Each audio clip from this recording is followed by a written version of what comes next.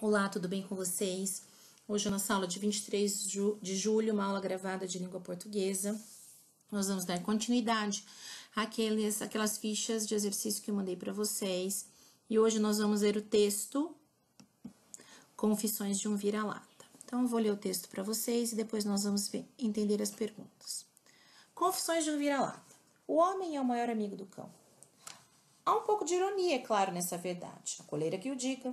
Poucos animais têm como o homem um instinto de propriedade, o sentido de posse.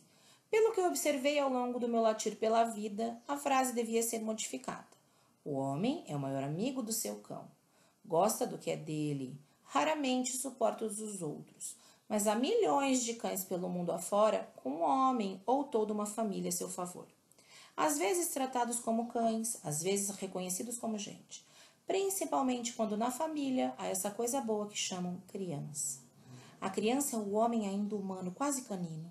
É um irmão que a gente consegue. Na realidade, nenhum outro animal está ligado a nós como o homem.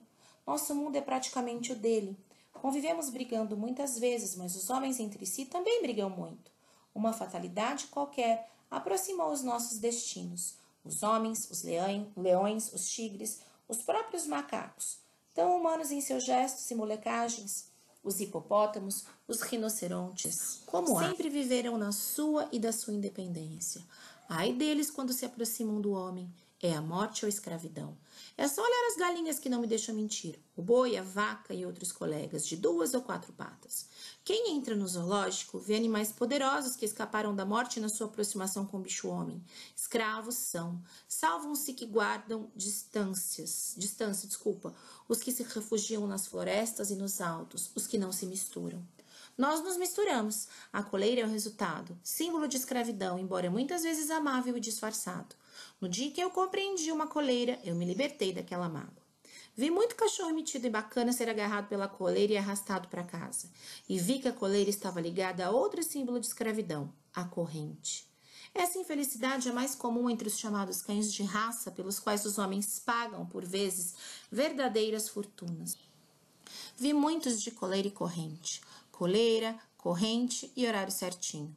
Com o dono, uma dona ou empregada. Do outro lado da corrente, escolhendo a árvore, o poste e o local. Puxando-a sem piedade. Se o infeliz vê na calçada um ossinho inesperado, se encontra um colega ou uma coleguinha do seu gosto. Essa dependência foi sempre a minha diferença na vida. Aliás, meu fraco nunca foi cachorro de raça. Muito luxo, muita firula, mas não aguentam um tranco. Mal sabem latir. Eu cheguei até a cidade sem ter visto um veterinário. Remédio meu são algumas ervas que conheço. Me arrumo em qualquer montão de lixo com a maior tranquilidade. É natural que eu não despreze uma papinha, um ossinho mais rico, uma carne melhor, mas qualquer comida me diverte. Os palhaços, qualquer mudança de temperatura, qualquer diferença de comida, febre, tosse, policlínica, um lixo. E tome coleira e tome corrente, que são a desgraça de muito cachorro de verdade igual a mim. O pobre ostenta com errado orgulho os sinais da escravidão, inconsciência. A prova é que na hora do angu agarrado pela coleira, eu nunca vi um cachorro de boa vontade. Tem que ser arrastado. Ele esperneia e resiste. Adianta alguma coisa essa independência? Não é melhor viver na raça que ter raça? Amigos, a liberdade do poste e da lata de lixo é alguma coisa na vida de um cão. Falei, tá falado. Aliás, lati, tá latido. Orígenes Lessa, o discutível amigo, em Confissões de um Vira-Lata.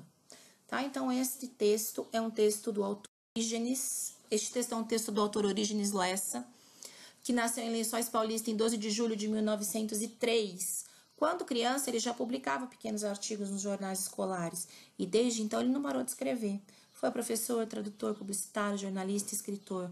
Ele morreu aos 83 anos e teve com a autoria de mais de 50 livros, sendo mais de 10 deles para as crianças, tá bom? Tem 2 palavrinhas no texto aí que pode causar algum desconhecimento. Então, vamos lá, olha, fatalidade é uma consequência, é um destino inevitável. Aquilo foi uma fatalidade, foi uma coisa que foi inevitável, ninguém sabia que ia acontecer. Uma firula é uma encenação, uma simulação, uma enrolação. O jogador caiu no meio do campo. Ele está fazendo uma firula, ele está fazendo uma encenação. Então, aí nós temos as perguntinhas do texto. O que eu entendi do texto? Então, o ditado original é o cão o melhor amigo do homem? No entanto, o texto apresenta uma nova versão. De acordo com o texto, quem é mais amigo de quem? O homem é mais amigo do cão ou o cão é mais amigo do homem? Você vai responder. B. Essa inversão do ditado, né? Ela indica que a história será contada por quem? Do ponto de vista do homem ou do ponto de vista do cão? 2. Uma história pode ser contada em primeira pessoa ou em terceira pessoa, tá? A. Qual é o tipo de narrador do texto? Confissões de um vira-lata. B. Pinte no parágrafo a seguir, que está dentro desse quadrinho, as palavras que comprovam sua resposta.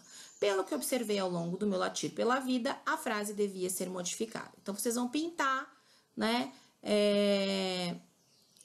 aí as palavras que comprovam a resposta. 3. Qual é a diferença entre afirmar o homem é o maior amigo do cão e o homem é o maior amigo do seu cão? Vocês vão responder. 4. Considere a frase a seguir. A criança é o homem ainda humano, quase canino. No sentido do texto, a palavra canino corresponde a uma característica boa ou ruim? Explique.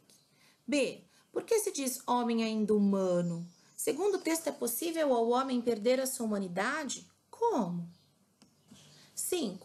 Homens e cães aparecem juntos em muitas histórias, nos livros e no cinema. Como o narrador explica a ligação entre homens e cães? B. Para ele, quais são os símbolos dessa ligação? 6. O que acontece segundo o texto com os animais selvagens que se aproximam dos homens? 7. Como um animal pode se salvar das garras do homem?